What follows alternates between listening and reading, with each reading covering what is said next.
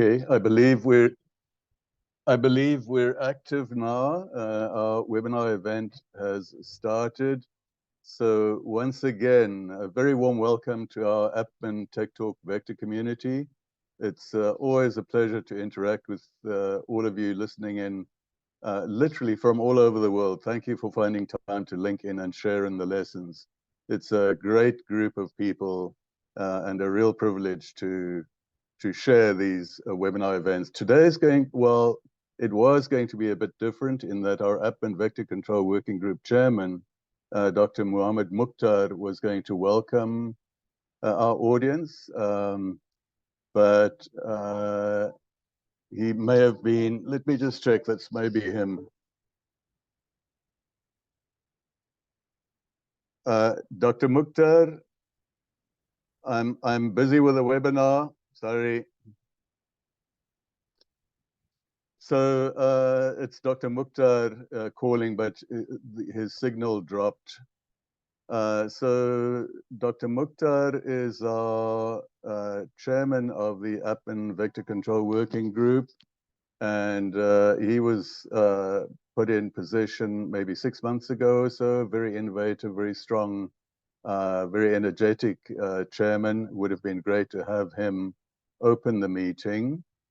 But for lack of that, let me do it on his behalf and say again, welcome to our App and Vector Control Working Group Tech Talk, which is going to be on Bednets. How do we ensure sustainability of our most effective malaria control tool? And but I need to also remind us that this is a webinar, one of the ongoing tech talks made possible by APMEN, the Asia Pacific Malaria Elimination Network. And we thank APMEN for making these opportunities available. So why this webinar on insecticide-treated nets? Well, for the simple reason that ITNs have been our single most important tool in the fight against malaria in recent decades. But it's under threat, and it's appropriate that we learn more about this vector control tool. Many of you will be aware of the Nature article that appeared in 2015, authored by Samir Bhat and colleagues, in which they showed that ITNs drove most of the declines in malaria in the period 2005 to 2015, especially in moderate to high transmission areas. In fact, about 68% of avoided malaria cases during that period were due to the use of ITNs. Again, most of us are fully aware that the use of ITNs is under threat, primarily due to development of insecticide resistance within the mosquito vector populations in many parts of the malaria endemic world. And there are other threats that relate to physical and chemical durability of the nets, changing behavior of mosquitoes, other important factors that threaten the efficacy of ITNs as our most important vector control tool. And in the context of vector control being our single most effective strategy to reduce the burden of malaria. So we're fortunate to have 3 presentations today by top international experts to give us some insights on the ITN situation from various perspectives. So the 3 people I refer to are Dr. Kate Kolodziński, Dr. Nora Schmidt, and then also Dr. Hannah Conker, and I'd like to thank them for their time and willingness to participate in this webinar.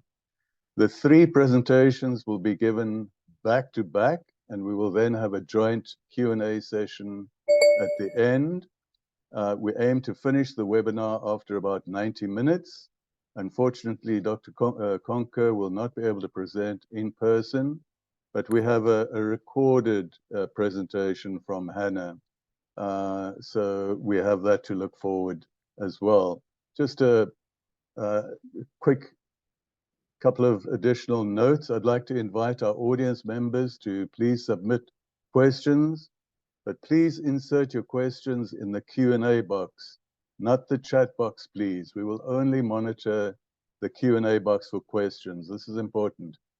And I suggest you precede your question with the name of the panel member that you would like to respond to your question. For example, Dr. Kate, and then your question in the Q&A box. After the final Q&A session, there's a very short poll. It is quick, about 1 minute of your time, but it helps us, and I'd be grateful if you can just quickly tick the boxes. Please note that this webinar is being recorded and it will be made available on the Aureen website within a day or so. And the details of the website will be made available on your screens. I've spoken far too much already. Apologies for that. Let's move to our first presentation. This will be on the topic of global fund support for country uptake of new nets. And it'll be given by Dr. Kate Kolodziejski. Dr. Kolodziejski is the Senior Advisor on Vector Control at the Global Fund, supporting the organization's investment in national vector control responses as a core part of the wider malaria control effort. Kate provides technical backstopping to the Global Fund's discussions with national malaria programs, as well as drawing on partner perspectives to inform strategic investments in wider, medium, and long-term needs in this area. So prior to joining the Global Fund, Kate worked for various NGOs, first running research projects in Afghanistan and Pakistan, then supporting malaria prevention programs across sub-Saharan Africa, based out of Uganda. Kate's postgraduate qualifications are in entomology, epidemiology, and public health. So I would like to thank Kate for finding time in a very busy, hectic program to spend time with us, sharing some of her insights. Over to you, Kate. We look forward to your presentation. Thank you, Leo, for that long and detailed introduction. You stopped sharing, so I can share now, I think. Let's see.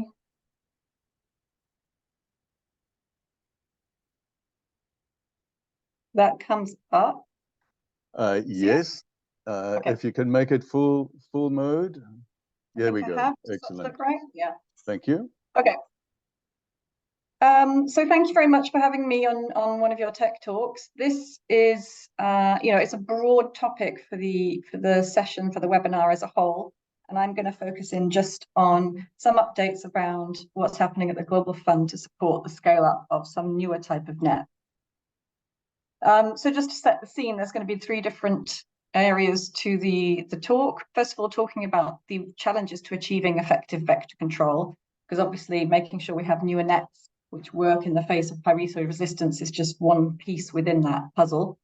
What we're doing at the moment to support the scale up of these better nets, and then some other wider issues which are not really addressed by this pricing structure that supports the scale up of better nets, yet are nevertheless important in this space. So first of all, as we all know, there are many biological threats facing malaria control. Pyrethroid resistance is now entrenched and widespread, particularly in sub-Saharan Africa, but certainly very prevalent in areas outside of sub-Saharan Africa as well.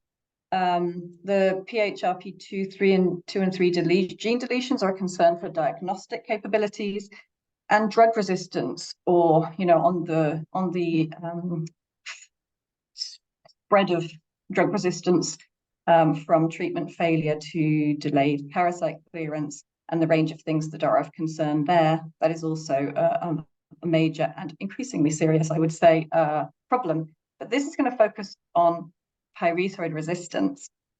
Now, beyond the pyrethroid resistance itself, but beyond those biological threats, there are a range, Leo has already mentioned some of them, a range of programmatic issues and other external issues that are not malaria specific, but are really causing challenges at the moment, and certainly will increase in importance in the short to medium term.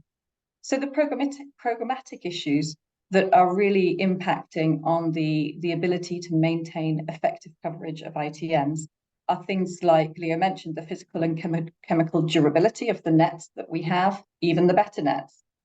We know that the nets are not lasting as long as we need them to if we keep 3 yearly campaign cycles. Yet very few programs can afford more frequently than 3 yearly campaign cycles. So that's a challenge. How do we maintain the coverage between campaigns? Appropriateness. So nets and even IRS might not always be the most appropriate vector control in the context of which families are living or in the vector control context. So as vectors adapt, change their behavior, or just different vectors come in that aren't appropriate to control by those means, that's another challenge to maintaining effective vector control. And even in areas where we know that ITNs might be the right solution, reaching the most remote communities is still a big challenge. We've achieved globally as a partnership, we've achieved massive scale up of ITN coverage, but still there's a persistent sector of communities which are still not reached. And then externally, there are issues such as population growth. I'm not going to go into them all, but just to flag them: insecurity, climate and major climate weather events in particular, and last but certainly not least, the constrained financing environment that programs find themselves in. So there's donor pressure with very limited amounts of financing, and also obviously domestic and household fiscal pressures, which mean that the money to do what we know we could be doing is not always there. So improving vector control, improving the effectiveness of vector control in the net space, there are certain things that can be done to address pyrethroid resistance. A shift to more effective types of nets is a great way to try and maintain the effectiveness of the tool that we've been using so much for the last decades. The PBO nets have been available for some time now, and now the clofenapir dual AI nets received the WHO recommendation earlier this year. And the trial data from those really is quite impressive, with in those 2 randomized control trials, communities seeing almost half the number of malaria cases in areas where pyrethroid clofenapir nets were used compared to households who were using pyrethroid only nets. So that really is impressive, but getting those more expensive nets out there at sufficient scale to really realize the potential of that impact is obviously the challenge.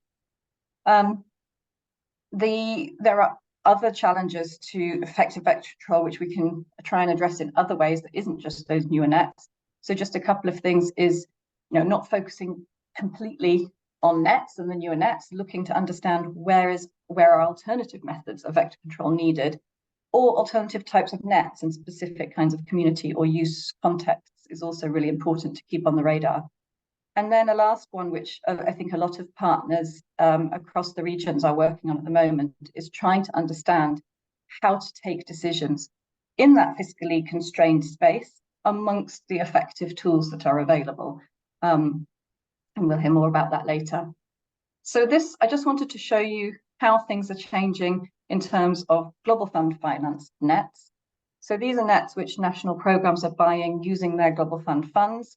You can see in this chart, it shows you the shift in proportion of nets of different types that the Global Fund is financing.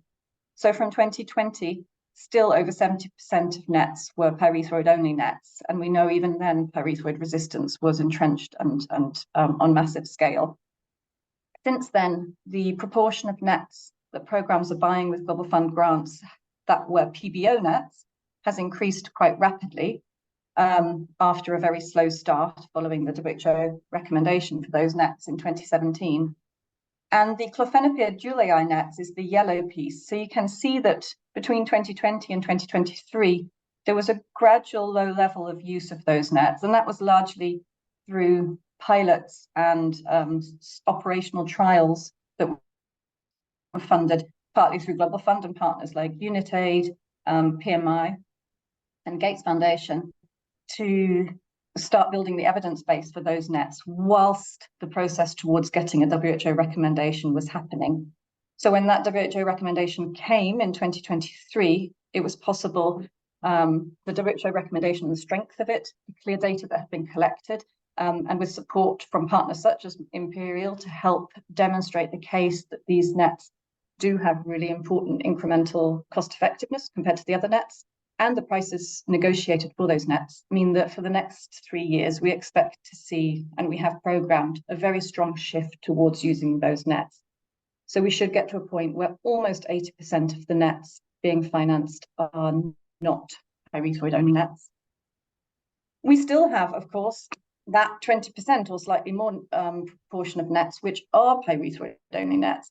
So where are they going? They are going, in some of them are going in areas of pyrethroid resistance, susceptibility, but some of them are also going in areas of pyrethroid resistance. And that's in contexts where the program's budgets are so constrained that they are trying to take really difficult trade-off decisions between maintaining coverage, so geographical scope of coverage, how many people do I want to get under a mosquito net, and trading that off with which type of mosquito net at which price do I want to buy. They're also trading off different decisions as well. There's multiple decisions, obviously facing programs around how to best maintain effective coverage. And another one is, how frequently do I distribute nets? I could buy the cheapest nets, as many as I possibly can, and distribute them every 2 years to try and maintain better levels of coverage. Or I could buy the most expensive nets, distribute them every 3 years, and perhaps only cover a proportion of the population. So there are different trade-offs which programs have to grapple with, and it's a really challenging situation to be on. So one thing we've tried to work on to support the scale-up of these newer nets is the pricing. And what's happened this grant cycle for the Global Fund is negotiation which has focused on the 4 most commonly procured sizes and colors of nets to achieve price reductions there that were better than we were hoping to get. So the only way to get price reductions of this level was to focus on those 4 sizes and colors for the most preferential prices. I'll just click. This is how our pricing is displayed on our website at the moment. And you will see on that little red link where I've put the big arrow, that if you click that, you see the bigger price list for all the other sizes and colors as well. But the focus is on those 4, with the rationale being that by committing to procuring in large part these sizes and colors, manufacturers have been able to move to a make-to-stock model where, rather than just producing nets at the time an order is placed with all the specifications and customization that comes with the order, they are producing the same amount of nets every month and storing them of those sizes and colors so that they can be drawn down when the orders come in. So having that model has enabled much better pricing for those sizes and colors, and not insignificantly, really reduced lead times on the nets, which is also very helpful. The other sizes and colors of nets are obviously still there, but do come in at more expensive. So then it becomes a very challenging decision for programs about how to make a decision about which type of specification to buy and where to invest the money. So many countries are opting for the most commonly procured sizes and colors, and using the savings that they will get by procuring those sizes and colors as opposed to something of a different size to improve the overall effectiveness of their malaria grant. So I just pulled out 2 examples here. Malawi opted to buy a different size and color, slightly different size, a different color of net than they previously do. And just by doing that small change of 10 centimeters in the size of the net, they were able to then fund school-based distribution in 4 districts where they would not have been able to do it otherwise. Same in Côte d'Ivoire, similar situation. The savings that they achieved by adjusting the sizes and color of nets that they were buying enabled them to expand into additional high incidence districts which would not have received any vector control, and to introduce SMC in 3 or 4 districts which would not have received it either.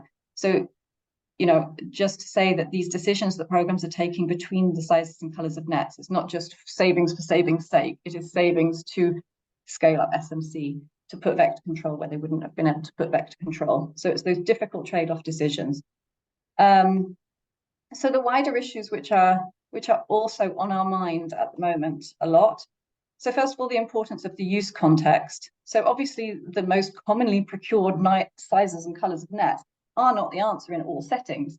So obviously in some settings, we procure nets which are different. We finance hammock nets. We finance, this is an example in the Philippines, where we have financed a quite different size and shape of net for the temporary shelters in some communities there. And that's a story that we see in various places around the world. So it's important to keep that in mind as well. So whilst we do procure more than 60% of our nets were already those sizes and colours, it's important to acknowledge that they aren't always the answer. And there is a process for country programmes to request additional approval to procure a different size, shape, specification of net as needed to the context. Another thing that's on our mind at the moment is individual packaging of ITNs. So obviously the waste that comes along from the individually packaged bags it's a big driver, we're discovering, of the overall carbon footprint of a net distribution campaign. It also comes with waste management needs and waste management activities or waste management costs, which many countries have recently been preferring to avoid by buying the nets without individual bags. Unfortunately, the newer types of nets are sold only in individual packaging. So that then raises back again the issues of environmental concerns. And there's work going on at the moment to try and understand, do they need to be in those individual package for quality reasons, or do they not? And understand what's the best way forward with those. And then another thing that's on our mind, and I'm going to close with this, is trying to better understand which nets are appropriate where pyrethroid resistance is not yet entrenched. So clearly there's a benefit, or there very likely is a benefit to using the non-pyrethroid only nets in areas where mosquitoes are still susceptible to pyrethroids, to avoid the emergence or to avoid the worsening of already emerging pyrethroid resistance. It's also possible that the dual active ingredient nets are more effective in areas, even in the short term, in areas where mosquitoes are susceptible to pyrethroids. And yet it's a very challenging decision for programs who have very limited budgets, where those newer, more expensive nets may not have incremental cost effectiveness right in the short term. So they might be better in the long term to avoid emergence of resistance, but you might not have a better net in front of you right now, which you are going to have to pay more for. So in the context of those resource-constrained settings, which we're all facing, that's a really difficult decision. It might be the best idea, but whether it's affordable right now is really challenging. So we're still maintaining conversations with various technical partners and research groups who can help look into the modelling around that, and then with programs as well to understand what is the right way forward there. And this is an issue which is of particular relevance to the Asia-Pacific region. So I'm going to close there. I've got a few links here in case anybody wants to follow up to get more information on some of the things that I have talked about. But otherwise, I'll hand back to Leo. Thank you.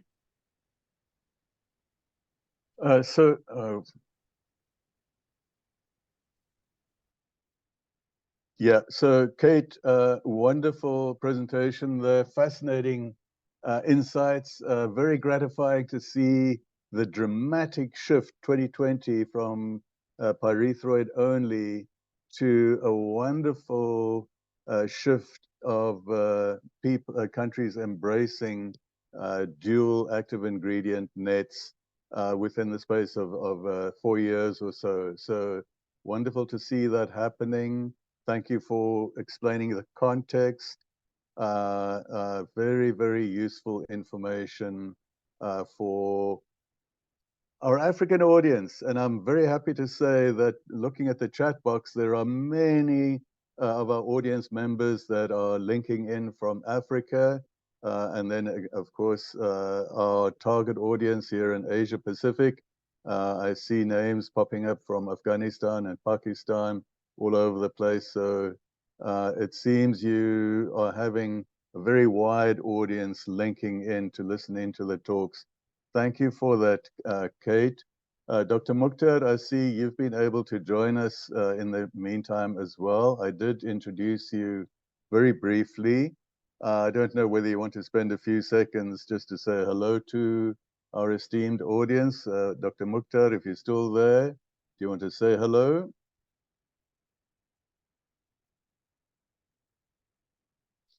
I can't see if Dr. Mukhtar is present. I've got something else in front of me here. So, let's move to our next presentation. Dr. Liu, hello. Hello, Dr. Mukhtar. Please go ahead.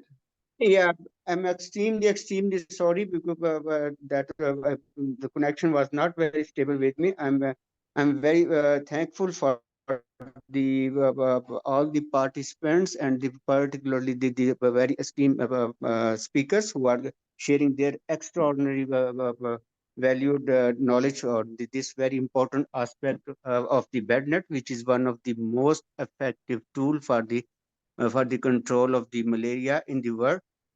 Yes, this is where, and I also warmly welcome all the participants on this APMEN Vector Control Working Group webinar, which is one of the series of our webinar which are being conducted on the most burning aspect on vector control. So I warmly welcome all the participants, and also very thankful to the very valued speakers, Dr. John, Dr. Hannah, and Dr. Noor, who have wonderful knowledge on this. So please continue this because I don't want to get too much time. But I only thankful to the all the participants as well as the very valued speaker. Please, Dr. Lee, go ahead. Thank you. Dr. Mukhtar, thank you as always for those very encouraging words. We appreciate your support, and we understand that very often you are subject to internet challenges. But thank you for taking time to be with us. Kate, I'm really hoping that you may be able to set aside time to wait until Q&A session to address. I'm sure there will be questions directed at you. So it would be great if you are able to stay on. But in the interim, let's move to the next presentation, which is going to be on the topic of modeling the relative cost effectiveness of a particular malaria vaccine compared to investment in vector control or chemoprophylaxis. And this talk is going to be by Dr. Nora Schmidt. Dr. Schmidt is a research associate in the UK Medical Research Council Center for Global Infectious Disease Analysis at Imperial College in London. And her current research focuses on using mathematical models to evaluate malaria interventions. Nora is interested in combining mathematical modeling with health economic evaluation methods to explore strategies for malaria eradication and to determine how limited resources can be optimally allocated. Recent work that she's been involved in includes studies on the public health impact and cost effectiveness of the R21 matrix M malaria vaccine, and estimation of the monetary value of entomological surveillance in sub-Saharan Africa. So a fascinating topic, and I'm sure we're all going to enjoy that. Nora, again, we're all very grateful for you being willing to put together this talk, spend the time being with us. Please go ahead, Nora. Thank you. Thank you for the introduction, Leo.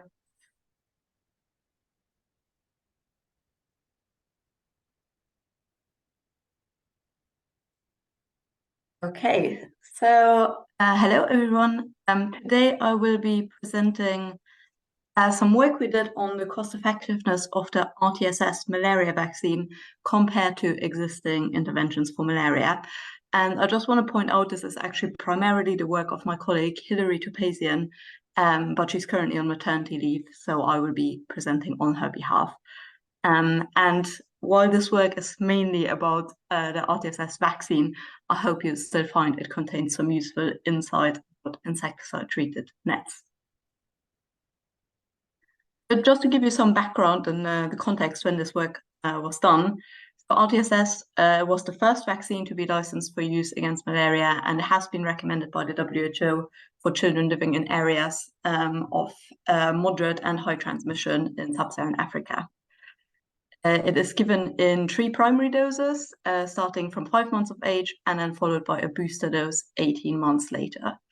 And in phase 3 trials, the efficacy was about 36% and 63%, depending on whether the vaccine was given out based on an age-based schedule or seasonally to be timed with the high transmission months. But despite this relatively low efficacy, the public health impact is still quite high, given that malaria has such a high burden. And previous modeling studies also generally found the vaccine to be potentially cost-effective. Most of these, however, looked at the RTSS vaccine in isolation. And in reality, of course, there are many different malaria interventions and prevention tools that are already implemented or available. And there is this question of prioritization with the RTSS because there is at the moment still a very limited supply. So there have been a few studies which look at this sort of cost-effectiveness scale-up pathway for RTSS and other interventions. So here, for example, on the left, you can see a study from our group which showed that ITNs are often still implemented first, followed then by IRS, usually SMC where eligible, and only then at the end RTSS. The study is a bit older and it also not consider the interventions already in place at baseline. So updated estimates using real-world trial data were needed to compare both age-based and seasonal delivery of the RTSS vaccine relative to other interventions. And another important component was that at the time, national decision makers, when it came out, they needed some information to make this decision of where to prioritize RTSS, particularly since Gavi, the Vaccine Alliance, has approved funding for eligible countries until 2025. But as I mentioned, we know the vaccine will initially be limited mainly by the low supply. So that together led to the objectives of these studies, which was to evaluate the relative cost effectiveness of introducing RTSS compared to the scale-up introduction of existing malaria interventions, namely insecticide-treated bednets and also seasonal malaria chemoprevention. So to do this, we used existing mathematical model of Plasmodium falciparum transmission that has been developed over many years in our department at APMEN. It has this individual-based human component as well as a compartmental mosquito model. I won't go into detail on this now, but there are many publications on this. And these are the settings that we looked at using the model, and that this was actually with input from the Global Fund. So we set up a number of baseline scenarios meant to represent generalized settings applicable in sub-Saharan Africa. So we modeled 3 seasonal profiles: perennial, seasonal, and highly seasonal transmission. These 3 levels of malaria transmission of 10, 20, and 40% parasite prevalence, different net coverages from 20 to 60%, implementation of SMC in highly seasonal settings. So we assume that would already have been in place because it is recommended. And also 3 levels of insecticide resistance, 0, 40, or 80%, across settings. And the interventions on the right, we then added on top of that as options were increasing RTN usage by 10%, switching from pyrethroid to pyrethroid PBO treated nets to challenge insecticide resistance, implementing age-based RTSS to the routine vaccination program, or implementing seasonal RTSS just before the peak transmission season, and also implementing SMC in seasonal areas where it was not yet used. So the ITNs were implemented in the standard schedule of every 3 years, and RTSS and seasonal malaria chemoprevention were timed to cover the peak transmission season. And this is just to quickly show the costs for each intervention. Maybe a few things to highlight is that pyrethroid PBO treated nets were assumed to be more expensive than the standard pyrethroid nets, and the RTSS was costed at a set price of $9.3 per dose in the primary analysis, which is the ceiling price still quoted by UNICEF until 2025. For costing of the nets, we use this relationship, which comes from a study by Emilia Bertozzi-Villa, and it was generated using data from Bednet distribution and use in sub-Saharan Africa. So use this to cost both the pyrethroid and PBO nets to account for this non-linear relationship that we know exists between ITN distribution and use. And essentially what it shows that it costs marginally more to increase net usage from, say, 75 to 85%, going from 25 to 35%. So looking at the results after running the simulations, we first looked at the overall cost effectiveness of the interventions that you can see on the x-axis here in the different colors. So cost effectiveness was measured here in terms of the incremental cost per daily averted compared to the baseline settings. And you can see across all simulations, it was increasing ITN usage by 10%, generally resulted in the lowest cost per daily averted, around $8 US. Then implementing SMC in seasonal setting, that had a median cost of $24 US per daily averted, followed by switching from the pyrethroid nets to PBO nets in settings with insecticide resistance. And you can see then is quite a bit of a jump up here, an increase in this cost per daily averted to RTSS over $100 per daily averted for both age-based and seasonal RTSS. And then here we also looked at some mixed strategies, which I won't go into now. But looking here at this cost effectiveness plane with the incremental cost on the y-axis and the values averted on the x-axis relative to the baseline, just focusing here on the settings without insecticide resistance, you can see that increasing the ITN usage by 10% in blue was most often the first intervention to be implemented in the cost effectiveness pathway with the lowest incremental cost, including potential cost savings. As you can see, sometimes these points go below 0 on the y-axis. Still substantial health benefits. In panel A, you can see there were a number of what we call dominated strategies, which means they had a higher cost but averted fewer dailies than some alternative options. So, for example, here RTSS in green in the seasonal settings would be a dominated strategy, and these would not be considered cost effective basically, and therefore we remove these from the results, and that's what you end up with in panel B. So here you can see it was implementation of age-based RTSS alone was actually never on the cost effectiveness pathway, and seasonal RTSS was on the cost effectiveness pathway in only 4% of highly seasonal scenarios, which is the lonely green. We then examined all the scenarios to look for key determinants of intervention ranking with the determinant of interest on the x-axis and the proportion of scenarios where each intervention was the most cost-effective on the y-axis. As we have seen, RTSS rarely represented the most cost-effective option compared to Bednets or SMC, but it did become the most cost-effective choice more frequently when parasite prevalence was higher, which you can see on panel A. Seasonal RTSS in dark green was often more cost-effective than age-based RTSS in light green in these highly seasonal settings, and as before, SMC in pink dominated in the seasonal settings. So overall, RTSS was the most cost-effective strategy in 7% of perennial settings, never in seasonal settings, and 20% of highly seasonal settings.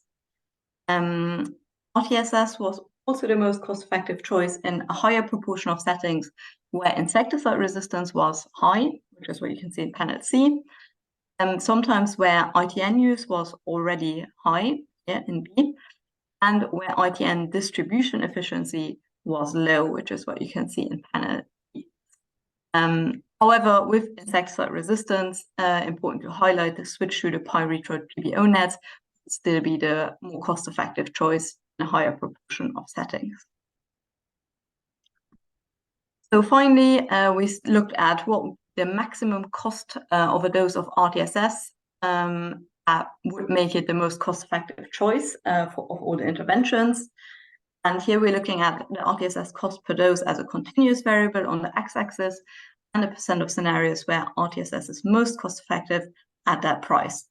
So a low Y value here means that RTSS was rarely cost effective at that price.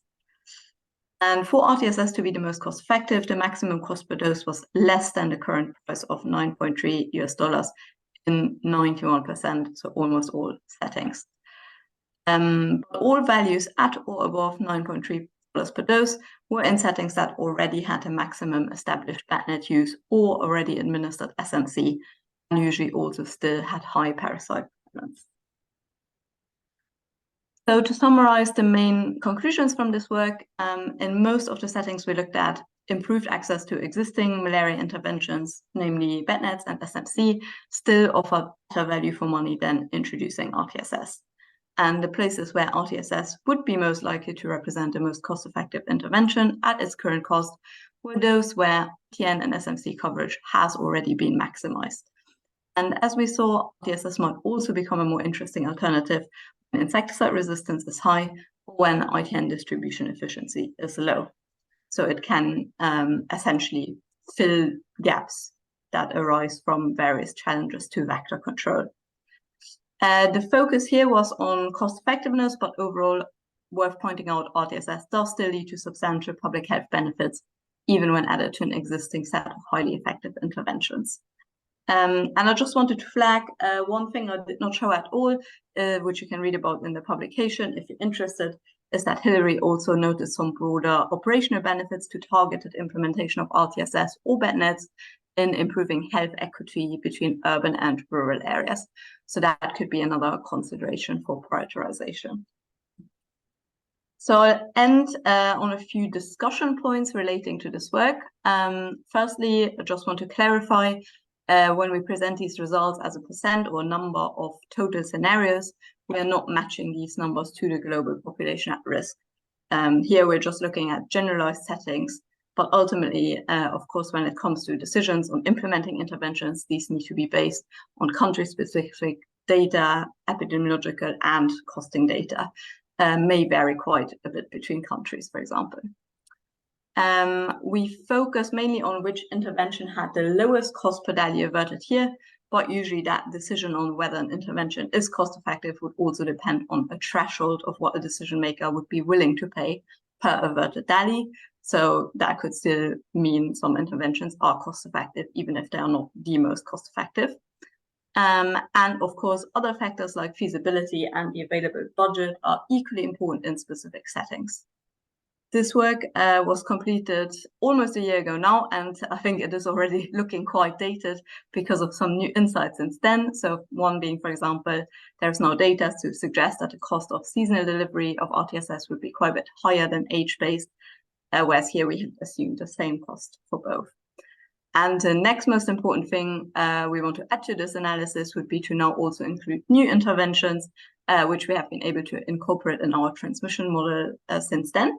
So in particular, the interceptor G2, clofenapir, Bednets, that are now looking to become the most common, and they are likely to be more cost effective than PBO nets based on the trial data that we have seen. And the new R21 vaccine as well, which is a lot cheaper than RTSS. So I just want to thank here our collaborators on this work, both in the MRC Center at Imperial that are listed on the screen, as well as the funders that supported this work, the Global Fund, the MRC Center for Global Infectious Disease Analysis, the Wellcome Trust, and the Gates Foundation. And a special thank you as well to the World Health Organization High Burden to High Impact Country Modeling teams who provided some inputs here on the project setup and objectives. And thank you very much for listening. Yes, well, Nora, very, very, very interesting insight to the complicated nature of what we're confronted with. You know, it's you made it very clear it's not an either-or situation. It's a complicated package that one has to consider. And that's where the value, the increasing necessity for modelers and different expertise to be brought together to evaluate the particular contributions that particular interventions can have, and how to incorporate this into an effective matrix of interventions to complement and supplement each other.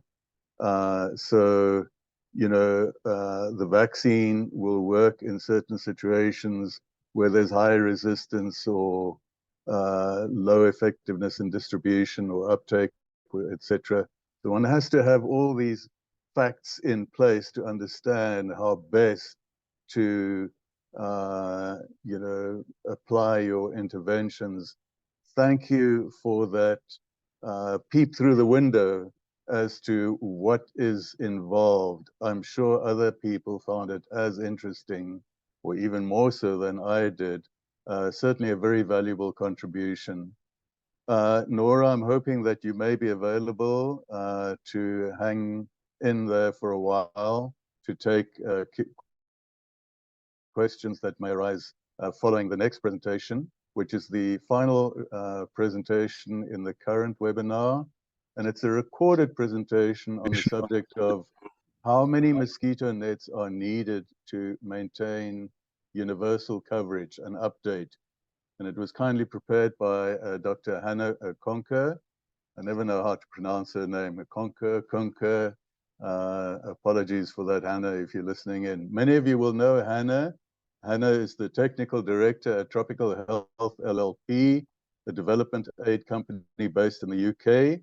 Her work has focused on design and implementation of monitoring, evaluation, research, and learning for malaria programs using both quantitative and qualitative methods to answer key operational questions. Hannah has a PhD in epidemiology from the Swiss TPH at the University of Basel in Switzerland, and her work has contributed to global policy on insecticide-treated net distribution and use. Her research focuses on appropriate quantification for ITN distribution through multiple channels, and on issues related to ITN use, including durability, net care, user preference, behavior change, and household decision-making and prioritization. So, Dr. Popo, I'm hoping you may be able to share with us to activate that particular recorded presentation, if you don't mind. Thank you, Popo. While we're waiting for that, just to mention, Dr. Kate Kolozinski is going to try and respond to questions directly in the Q&A box. Thank you, Kate. Okay, let's go, Popo. Thank you. Hi, everyone, and thanks very much to APMEN and the organizers for the invitation to speak. And I'm sorry I can't be with you live today. I'm Dr. Hannah Conker, and I'm the Technical Director at Tropical Health. It's a monitoring and evaluation consulting group focusing on malaria, NTDs, and other tropical diseases. I was asked to talk today about how we quantify ITN needs in the context of universal coverage, some challenges with ITN longevity, and so my presentation will touch mostly on a recent paper we published this year and some other thoughts. So the impetus for revisiting ITN quantification came from this wonderful paper that Emilia Bertozzi-Villa published in 2021, where she calculated ITN retention times from survey data for nearly all countries in sub-Saharan Africa. And having this information makes it possible to model what ITN access would look like if a country with a given retention time for nets, distributed nets through mass campaigns every 3 years or every 2 years or every year through primary schools to a smaller number of students or through other mechanisms, because that allows us to simulate the loss of nets over time and calculate ITN access. So when we talk about maintaining universal coverage, it's a struggle because our primary tool for scaling up coverage is these mass campaigns for efficiency's sake, but they don't maintain coverage given the wear and tear that occurs with nets, which are fragile objects and completely normal. As soon as those nets are distributed, many of them start wearing out. So it's only momentarily that we're hitting our 80% or 90% targets for ITN access. And with the mass campaigns, the nets are all wearing out in sync, and thus fewer people are protected in the years between campaigns, which then leads to increases in malaria. And routine ITN distribution to pregnant women and infants is good and important for those vulnerable groups, but that channel doesn't really provide broad amounts of protection and certainly doesn't offset those losses of nets between campaigns. And then moreover, when families don't have enough ITNs for everyone, which is most of the time, it's typically school-age children who are deprioritized for net use in order to protect their younger siblings. And school-age children are huge reservoirs of malaria infection in many countries, and it's really important to try to figure out ways to protect them. So continuous distribution as a concept was designed to maintain ITN access, and ideally, protection would look more like this, a nice straight line. It's a steady rate of coverage, a steady amount of malaria protection. And countries have been implementing versions of continuous distribution for over a decade now, ranging from small pilots to nationwide in countries like Ghana and Tanzania. But one of the challenges, especially for countries thinking about making the switch, is figuring out how many nets do I really need if I'm not going to put them through mass campaigns? And how do we figure that out? If we're going to use schools, should we give nets to every student, half the students? And this should be informed by how long nets are lasting in a given place. So we want to take that into account as well. So, quantification for mass campaigns is easy. It's based on population divided by 1.8. We can do this in Excel. It's very intuitive. We can add a buffer if the census is over 5 years old. And we don't have the same sort of rule of thumb or easy, very simple arithmetic type of formula for continuous distribution quantification. This has always been a big barrier for countries, frankly, in deciding to move forward. So that was really the reason behind the present paper, which we published earlier this year, was to try and clarify that for continuous distribution. And the key questions here are we're doing 3-year campaigns, but if nets are only lasting 2 years, what does that mean for our ITN access and protection? Would it be better to do 2-year campaigns or continuous distribution in terms of efficiency or protection? And if CD, continuous distribution, is better, how then should we quantify it? So if we're doing 3-year campaigns, but nets are only lasting 2 years, what does that mean? In most countries, it looks like the picture on the right-hand side here. So we're still having these rises and falls of coverage. And on the left side, we can see what that means at countries' 3-year campaigns at current ITN retention times for these countries, seeing very sharp drops in coverage. And so we have this classic rise and fall of protection over time. Less than half the population is able to use an ITN between these campaigns, and that's not ideally where we want to be. So would 2-year campaigns or maybe continuous distribution be more efficient or better? So let's look at the number of nets that are needed for these 3 types of scenarios, really. So on the left, where ITNs last 2 years, over a 10-year sort of simulated period in this population of 10 million hypothetical people, 2-year campaigns over 10 years would require 67 million ITNs. 3-year campaign cycle would require 50 million ITNs in that 10-year period. And so if we're doing a full-scale annual continuous distribution that maintains 80% ITN access, we can use fewer nets to protect those people compared to 2-year campaigns, as long as nets are lasting at least 2 years. And if we want to beat 3-year campaigns, our nets just have to be at least 2.5 years of average lifespan. So full-scale continuous distribution looks like it could use fewer nets and protect 80% of the population compared to 3-year campaign options, which is maybe a good option for countries that are struggling with funding gaps. All right, so if continuous distribution is better, how should we quantify it? So this was a fun exercise modeling many different scenarios for many different countries, many different targeted ITN access levels. So we have target levels of 70, 80, or 90%. And then in a scenario where we're doing annual full-scale continuous distribution, which we call scenario 2, or scenario 3, which is continuous distribution between mass campaigns, just to kind of offset some of those losses. And so for each country, we were able to pinpoint the ideal quantification approach for each of these target levels of access within each of these scenarios, based on how long those nets were lasting, from that first slide that I showed you. And so, as an example, Tanzania here, which does annual school-based distribution and is targeting around 80% ITN access. Every year, they should order population times 21% worth of nets and then deliver those through schools. And that, in principle, should maintain access at that target level.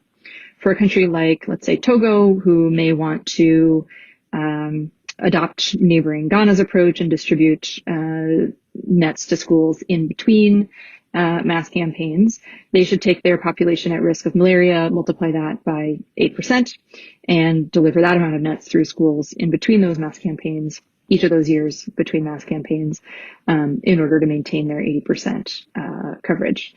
There's only 6 countries here. They represent a range of ITN retention times between 1 and 3.5. But we have a full set of sub-Saharan African countries in the published paper, and I'll get you guys a link to that in a moment. So takeaways. Not enough nets are going out right now to maintain ITN access at target levels. So the mass campaign approach doesn't really deliver enough nets to do what we want, to provide steady protection. And we know that. That's not new or shocking, but it is worth mentioning.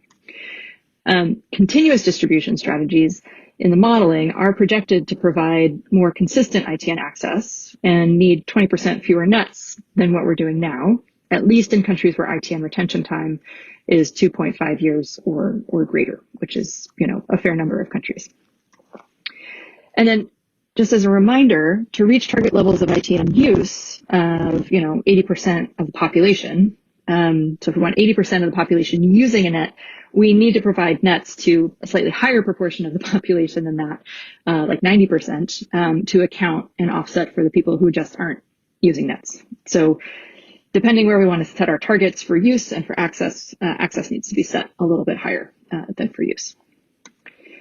We also need a lot of help to help nets last longer. And this can come both from the supply side, on the manufacturing side, to help build more durable nets, although they're in a tough environment and they're made of mesh, and we don't want them to cost $1 million.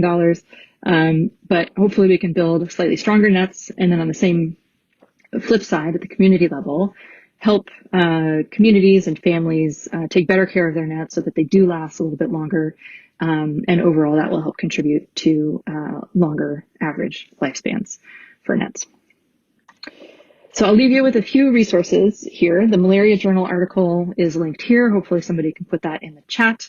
There is a long table of all your favorite countries with quantification approaches for both types of continuous distribution scenarios as part of the supplemental information. That direct link is right here, but you can also just get it through the article. And then coming in 2024, with the Alliance for Malaria Prevention, we're building a website that will kind of convert a lot of the information in the article to a much more user-friendly web interface. So it won't be so hard to figure out how your scenarios compare in given places. And then my email is there. You can ask me anything. Just shoot me a line at hannah@trophealth.com. And I hope to get to speak again with you guys real soon. Thanks so much. Excellent. So again, wonderful background there, excellent information, squarely addresses the issues of great concern to many African and other countries that have high levels of malaria but inadequate funding to provide bed nets at the coverage and frequency that would be ideal to ensure improved reduction in malaria. So very relevant questions, good background information from Hannah, and thank you to all our 3 speakers for that. I wish Hannah was available because I have no doubt there would be many questions directed at Hannah Just a reminder to our audience, Hannah is unfortunately not available due to time zone issues. There have been a good number of questions coming through, so we'll move into the Q&A session now.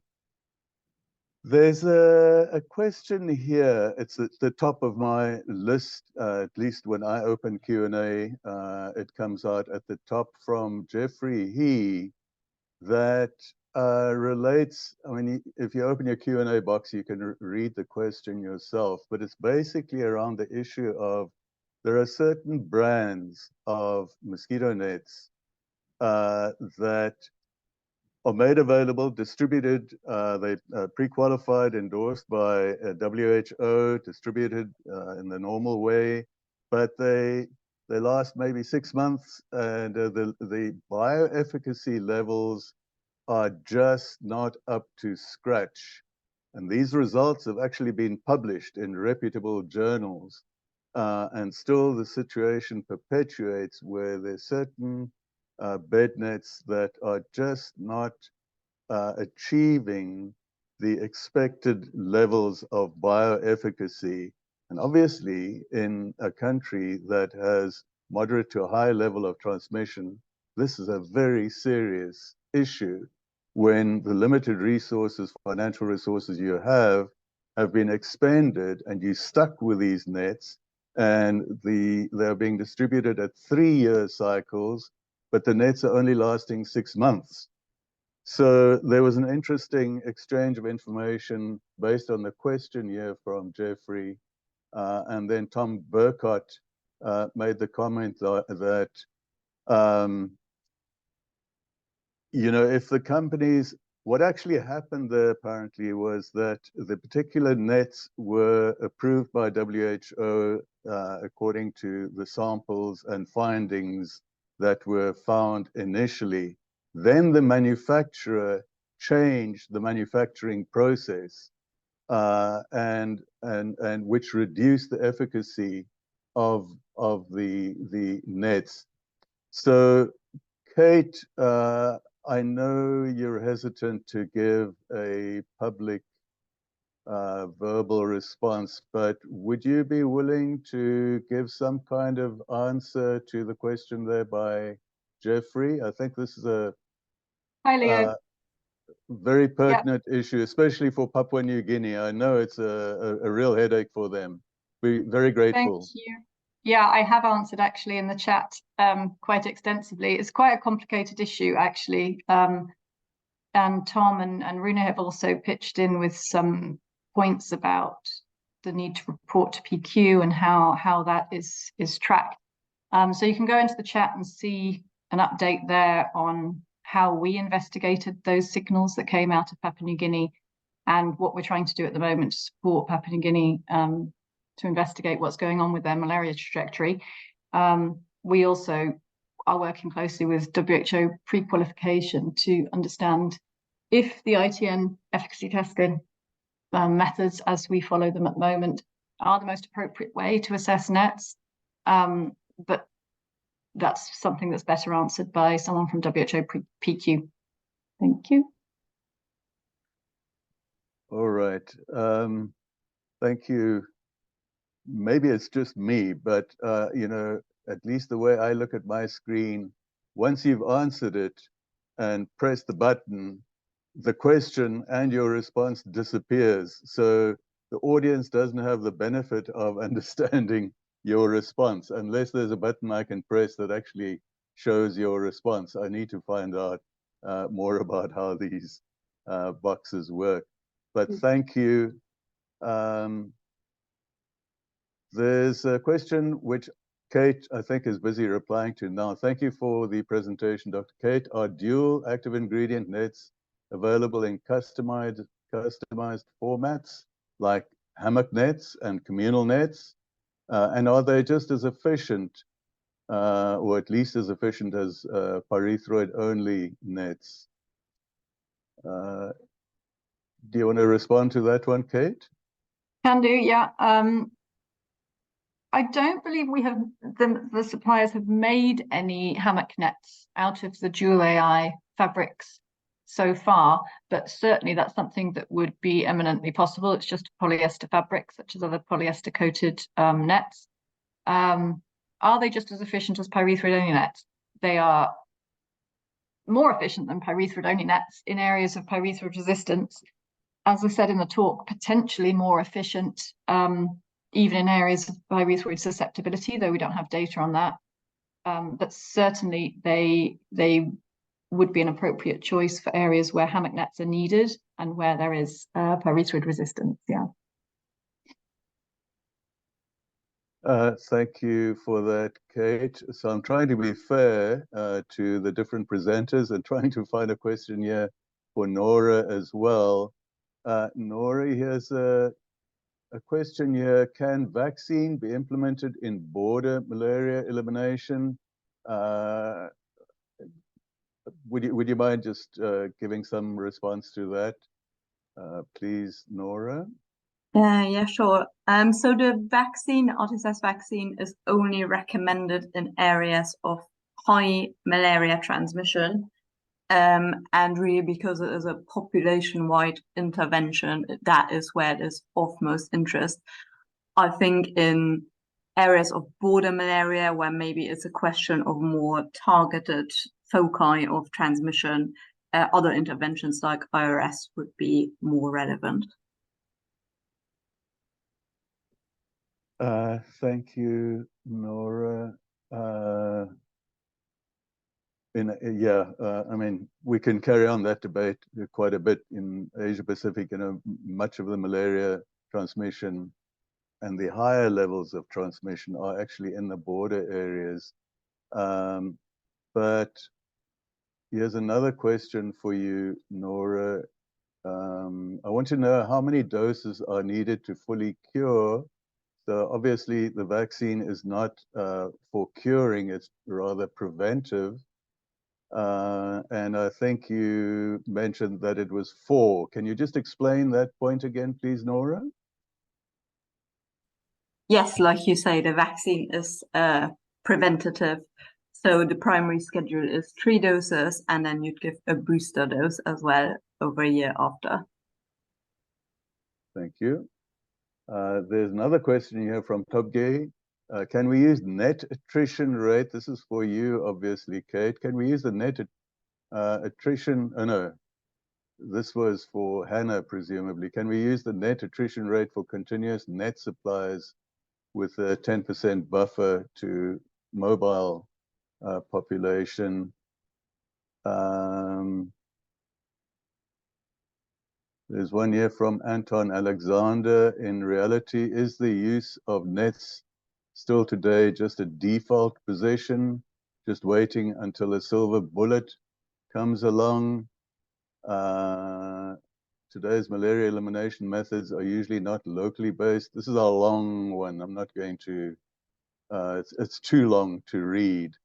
But just to reiterate again, that the use of bednets, at least to my understanding, is not just a holding situation, but is actually, or at least was, a highly effective active intervention that resulted in very powerful reduction in malaria cases until the hiccup caused by the development of insecticide resistance, shift in mosquito behavior to some extent, but it still retains much value.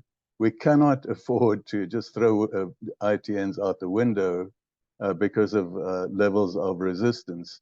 They still are a major tool in reducing malaria transmission. So it's not just a silver bullet, waiting for a silver bullet to arrive. Bednets should also not be seen as the only approach. It's one of a toolbox approaches, and the real challenge that we currently face, aside from the insecticide resistance in bednets, is the outdoor biting component and early biting outside of the periods where bednets are effective in providing personal protection. Here's a question from Ruben Zulu.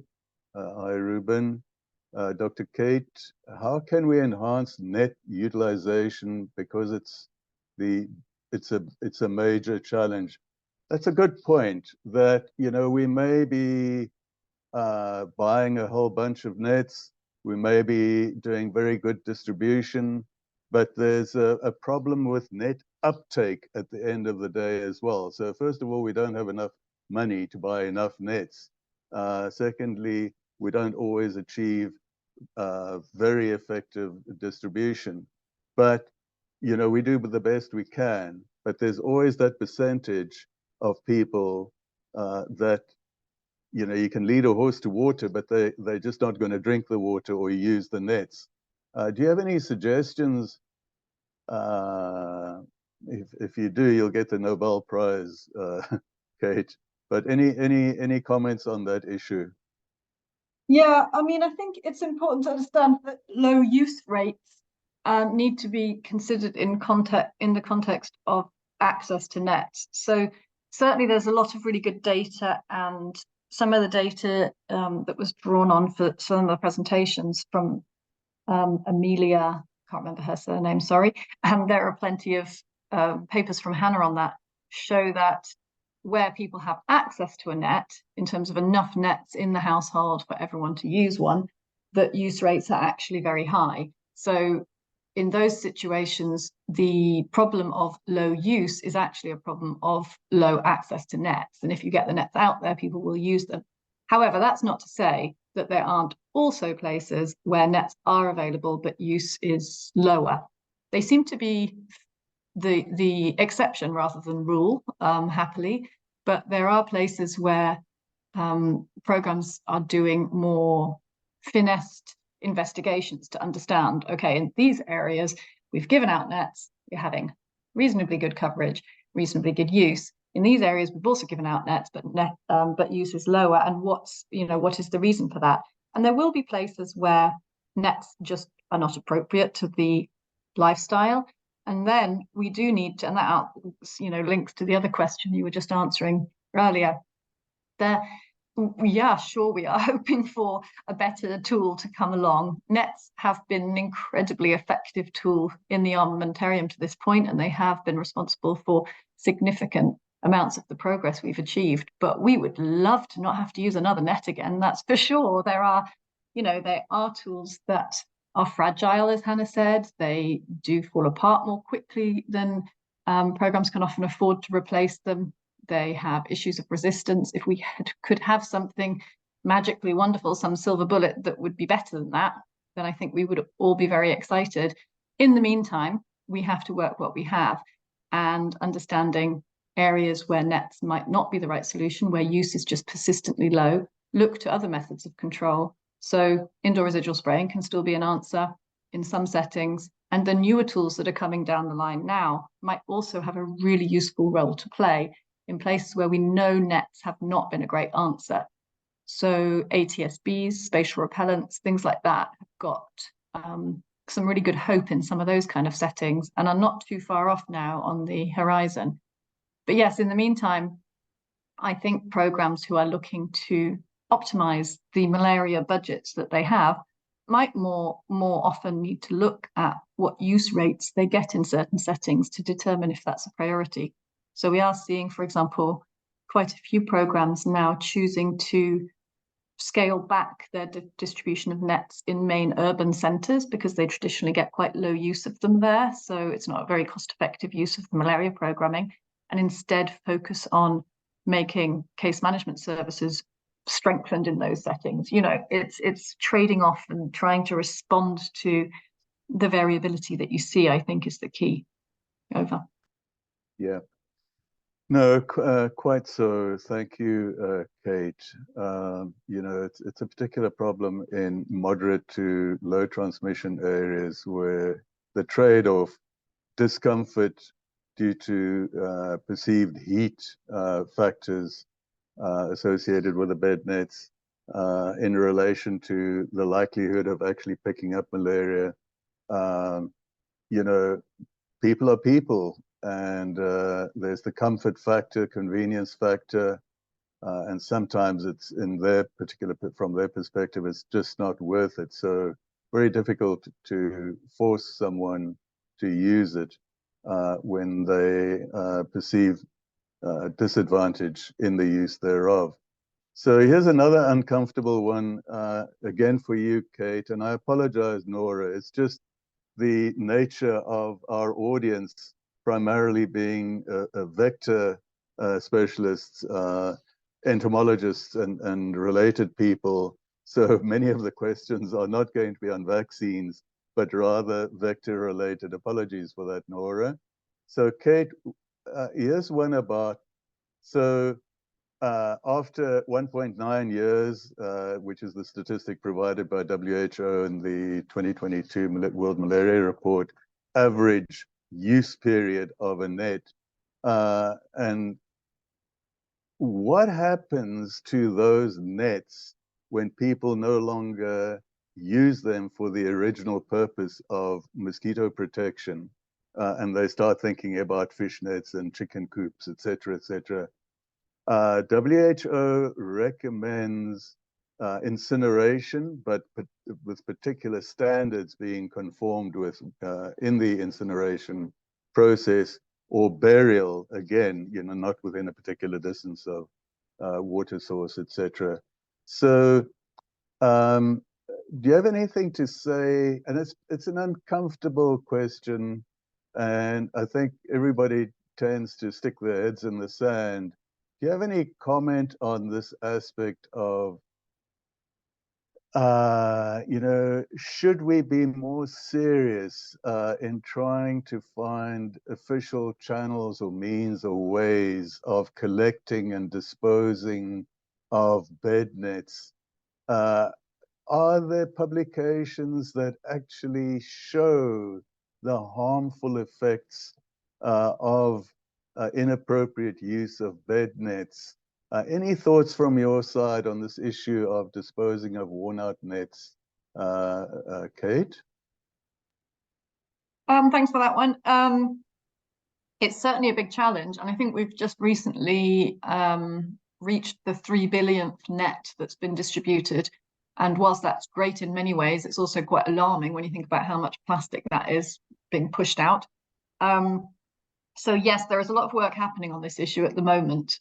Some of that work involves suppliers who are supporting understanding circular economy systems for nets. So there have been, and there's work happening, for example, in Nigeria to look at what systems could be put in place, working hand in hand with communities to bring back nets that have reached the end of their life, bring it back into the kind of the fold and have them reused for other purposes. So all sorts of options being considered, like, made into plastic bricks that can be used for things, all sorts of things, but obviously with a lot of work done to look at what happens to the insecticide in those contexts and the potential for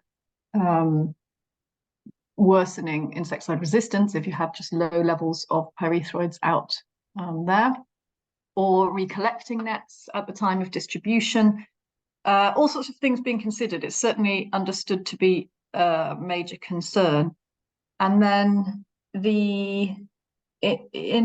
so that's the suppliers. Sorry, I'm fading a bit here. That's some suppliers work in some case studies in certain countries, but then there's also a wider piece of work that we're doing at the moment with some contracted consulting firms to help look at the holistic issue of waste management, carbon footprint, and the whole supply chain of nets from manufacture to end of life. So obviously includes that component of that issue of what to do with old, no longer used nets in the field. I don't know of good papers, Leo, which refer to the potential negative impact of low levels of insecticide on those nets that are being repurposed for other things. And I think that's a really important point. I think it's something that we definitely don't understand well enough at the moment, how much that is a driver of resistance. And I think it's really important we try and understand that more in the context of the dual active ingredient nets, because it's very likely, or I mean, it's almost certain that those two actives will not last for the same amount of time on the net. So the repurposed nets that you have out in the field are likely to then have just one active at probably still low levels, but out there able to drive some emergence of resistance to those actives. So that is something that's going to threaten the long-term usefulness of those kind of new tools. So it just becomes more and more important, I think, and I do not have the answer. Yeah, well, thank you for speculating and sharing your thoughts on that, Kate. Fully agreed with what you said there. There was another question from Jeffrey He, but I suspect Jeffrey did not pick up on the point that Hannah Conker is not actually present in person. That was a recorded presentation, but she did open the door and say we should feel free to send questions to her and by email, and then she will respond by email. So I want to ask either Popo or Dr. Porn, would you mind, could you just have a quick look, see if you can find that email address for Hannah and pop it in the chat box. And then anybody who has a question directed at Hannah, if you wouldn't mind sending an email to Hannah, and I have no doubt that she will respond to your question. Nora, happiness is for me. I was able to find a couple of questions that address the vaccine issue. Otherwise, you might be bored to tears waiting in the background there. So here's one from Prudence, my good colleague Prudence Amade. How long does protection from RTSS last? Does it need to be have a booster after the 4th dose? Where's it jump to now? And have you included that possible need into your cost-effective analysis, as well as the need to replace nets? So would you mind trying to respond to that one, Nora? Yes, thank you. So that's a good question, because actually protection from RTSS does not last very long. There you have some level of protection for a few years, but that doesn't matter that much as such, because the vaccine is effective because it protects young children at a time when they haven't developed that immunity yet. And would therefore be at high risk of severe malaria episodes. So that's why it can be fairly effective, despite not maybe giving a lasting protection. And that's why the schedule includes 1 booster dose, but there isn't necessarily a need to give more than that. And sorry, what was the second part of that question? Oh yeah, so in the modeling we included the normal schedule, which is 3 doses plus 1 booster, but then for Bednets, yes, we do assume distribution every 3 years, so that is costed in, and despite that regular redistribution, it still comes out as highly cost effective. Oh, that's a great response. Thank you, Nora. Here's another one for you from Ugyen Zangpo. If the vaccine is a part of preventive measures, why is the vaccine not recommended for settings of low and very low transmission? Maybe, you know, you mentioned earlier in the talk, it's for moderate and high transmission settings. Can you explain why that is so? Why it should not be, why it's not appropriate for low and very low transmission settings, please? Yeah, so I think there's 3 main reasons in the case of RTSS. Firstly, it is not that effective, so the efficacy percentages are not that high, but it is the most effective in places where children will experience many episodes in their childhood of malaria. So that is high transmission settings, essentially. On top of that, as I showed, the RTSS vaccine is quite expensive, so that affects cost effectiveness considerations. And then thirdly, maybe most importantly, the available doses at the moment are still very low because it takes a long time to produce. So there is a strong need to prioritize the vaccine to areas where it would be the most effective. However, interestingly, with the new malaria vaccine, R21, that recommendation has actually been removed to focus it only on high transmission and moderate transmission settings, because the same considerations with costs and dose supply don't apply here. Thank you, Nora. So I was busy reading a question and then it disappeared off my screen. So presumably somebody responded to the question. But I think it's a good question for our general vector community. So the question was directed at Kate, and it asked about global fund perspective regarding the use of IRS versus ITNs. So Kate, if you are willing to spend 30 seconds or so just summarizing WHO perspective on the use of IRS versus ITNs, I think it would be good background for our vector community, just to be reminded about the WHO perspective on IRS and as opposed to or in relation to ITNs. Kate, if you don't mind. The Global Fund perspective or the WHO recommendations? Are they different, perspective and recommendation? Presumably I don't know. I wasn't recommendation. clear what it... I was struggling with the question to understand what it meant by Global Fund perspective. So well, yeah, I suppose... Okay, carry on.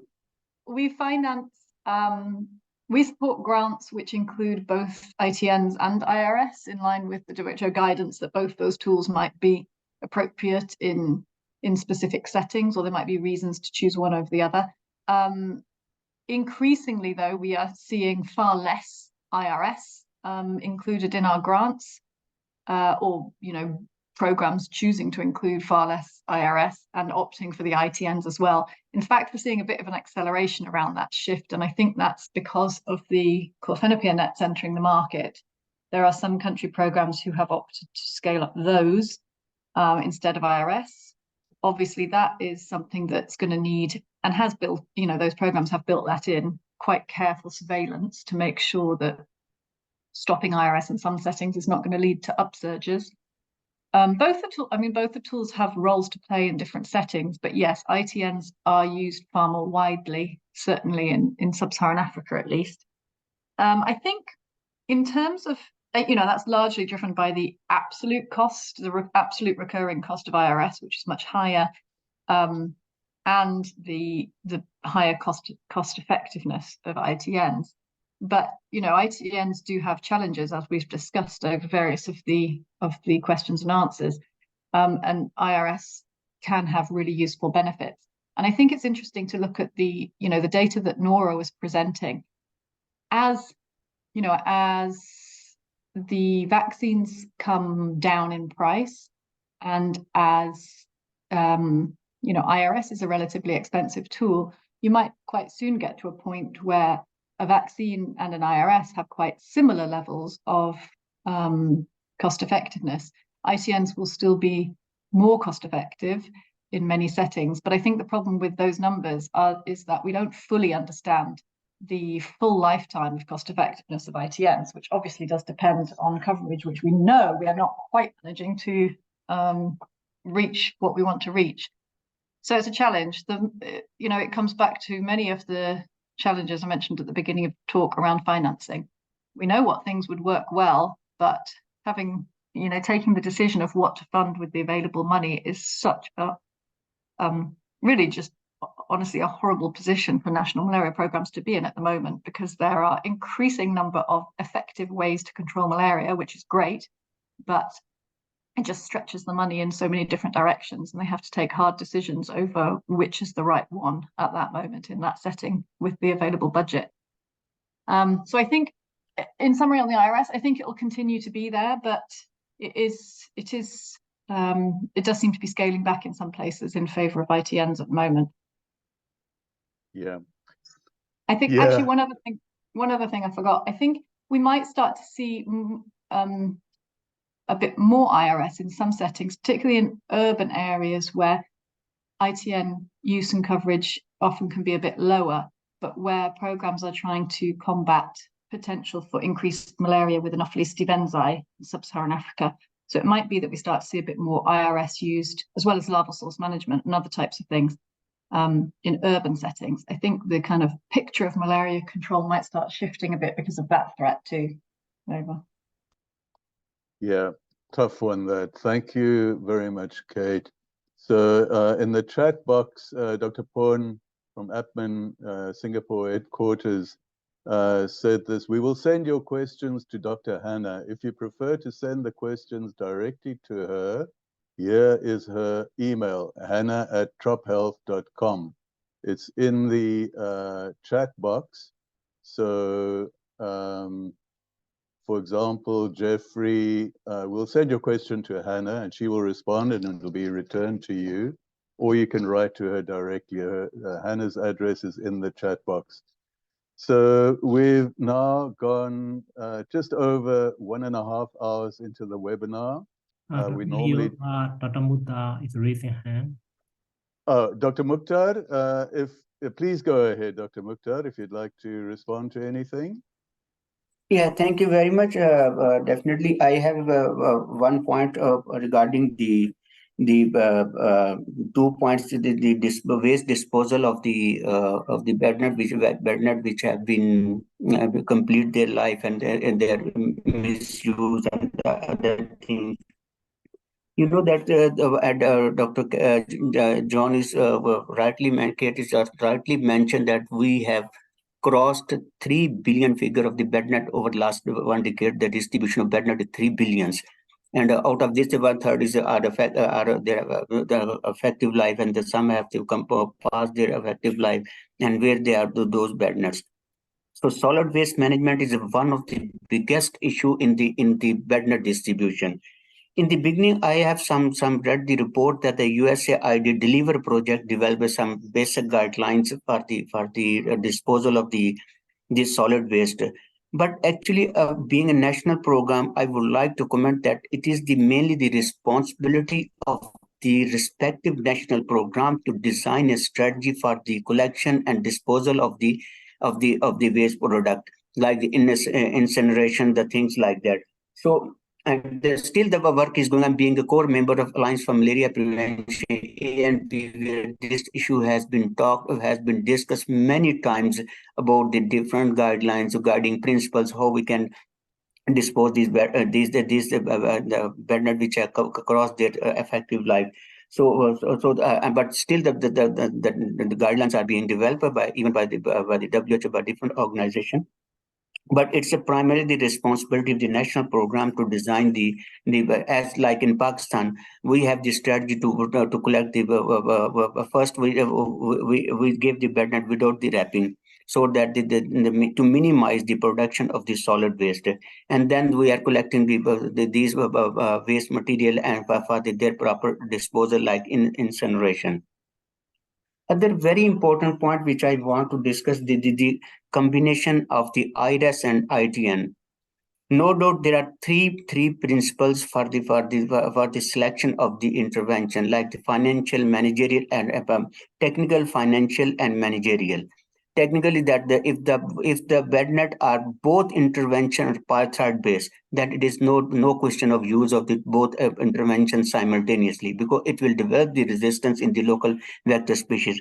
Yes, in a very, very particular setting where there is a coverage and some other, then we can combine this intervention. But the primary consideration is the cost effectiveness, because if we use both interventions simultaneously, it will raise the very high cost. So it will not remain the cost effective.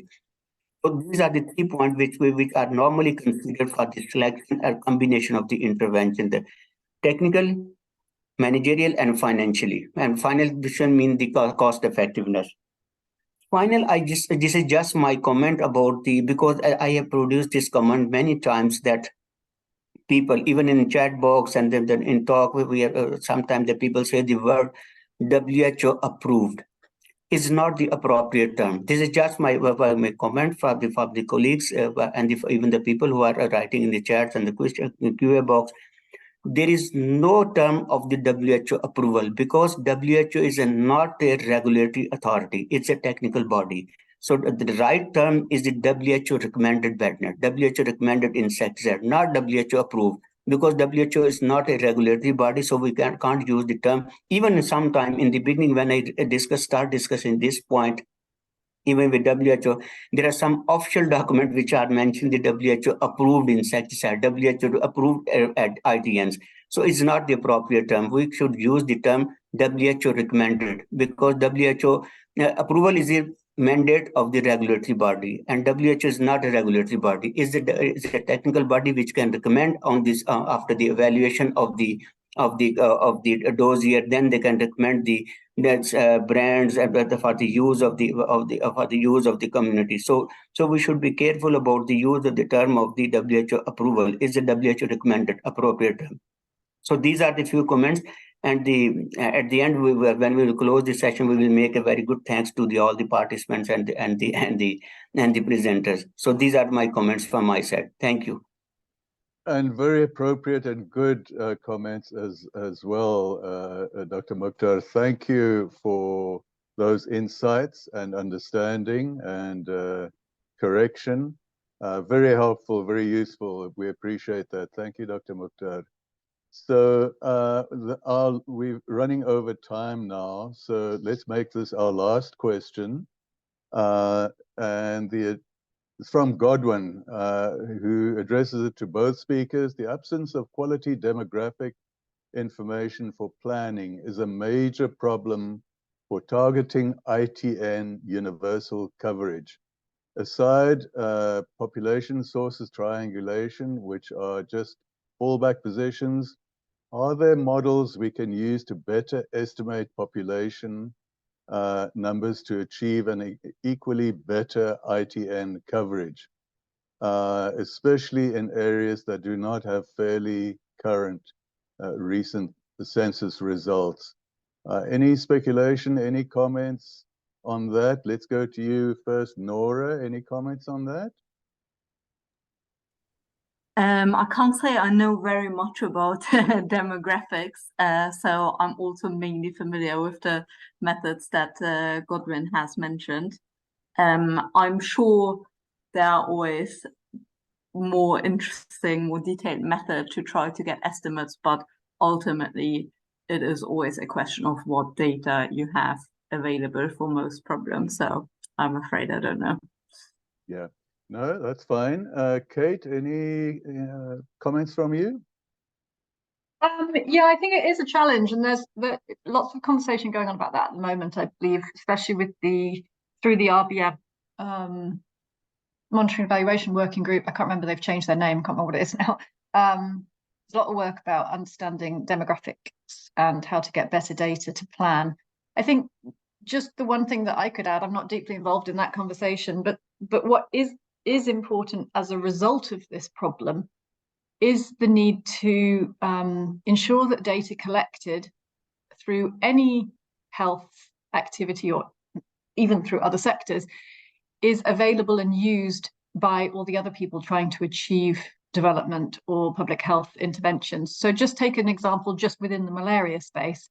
When a net campaign is planned, many countries do a quantification exercise that involves going community to community, village to village, house to house in some cases, to quantify, to inform the micro planning for the campaign. Those data are incredibly valuable for other activities that are needed, be it vaccine rollouts or SMC campaigns. So making sure they are collected in a way using digital systems and with agreement that they are then available to plan other activities is super important. It makes the task of collecting that information much more cost effective if it has multiple uses afterwards. There are challenges around data protection issues and collaboration across sectors, but it's really the way forward. We need to make sure that when we have those data, they are used and they are not just on pieces of paper in a room somewhere, just used for that net campaign. That would really be a waste. Yeah, sorry. Here's definitely final, last, ultimate question from Rinzin, and I'm going to raise it because we have Kate available wearing her Global Fund cap. And Rinzin makes the valid point that bednets don't work only against malaria-transmitting mosquitoes. They have other benefits as well in limiting reducing other diseases such as Japanese encephalitis, leishmaniasis, etc. And he's asking, are these additional complementary benefits of a particular tool brought into consideration when, for example, Global Fund considers the use or allocating funds for particular vector control tools and so on? Or is it a case of, look, we exist for control and reduction and elimination of malaria, and therefore we are going to focus exclusively on in considering expenditures on tools that are directly focused on controlling malaria. If they help for other diseases, great. But we're not going to bring that into the equation. Any comment on that, Kate?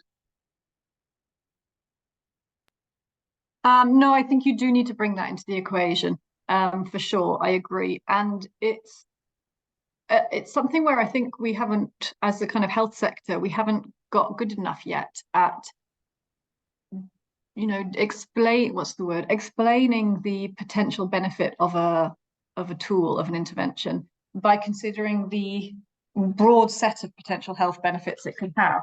So coming back to the cost effectiveness issue, yet again, if you talk about the cost effectiveness of a net in an area with leishmaniasis, you shouldn't just be talking about the cost effectiveness in terms of cost per malaria case averted.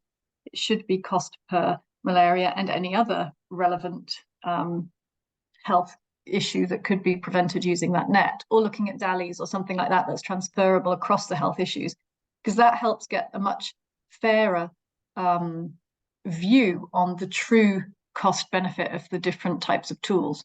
So a vaccine, for example, against malaria is just going to be effective against malaria, but as used in this example, ITNs or indoor residual spraying, effective against a range of tools. So the financing that we provide for malaria grants is it has to be focused on controlling malaria, because that's why the donor countries give it to us to manage and provide grants to programs who need it for malaria control.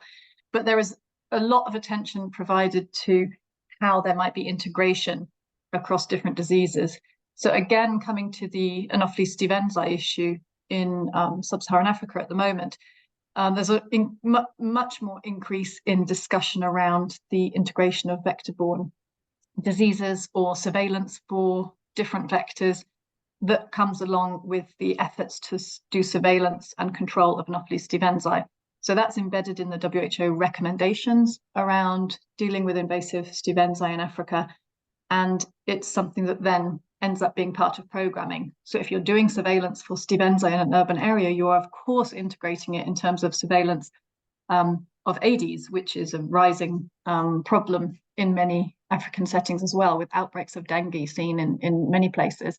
So the surveillance and control for those kind of vector-borne diseases is certainly integrated, and we're seeing that much more increasingly. But I still think, as in response to the person raising the question, I agree that it's something we haven't done well enough yet, and there's a lot more mileage to be had over strengthening that view of things. Over. Yeah, your response gives me hope for humanity, Kate, that there are still individuals that take the broader perspective and view of additional complementary benefits and the value in considering that as well. So for your personal opinion there, please continue in that frame of mind. And I'm hoping that many of your colleagues share that perspective.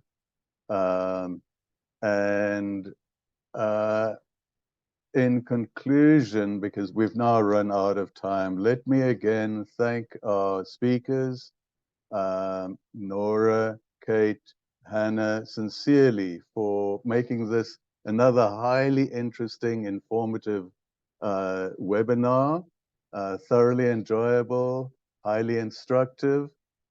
May I also thank our audience for your residual interest. We still have 127 participants hanging in there. I cast an eye on the numbers periodically, and I seem to recall we were at around 180 at one point. So thank you to the interest shown by our audience as well for linking in from all over the place, Asia Pacific, Africa, Europe, many other places. Thank you for your sustained interest. I would also like to thank Dr. Porn up in Singapore, Popo and Wulan for your support, help, technical backstop efforts. Thank you everyone for making this another enjoyable, fun, and interesting webinar. Thank you everyone. May you have a good day after this session. Bye-bye now. Just please fill in the poll if you don't mind. Take a couple of minutes of your time. Thank you so much.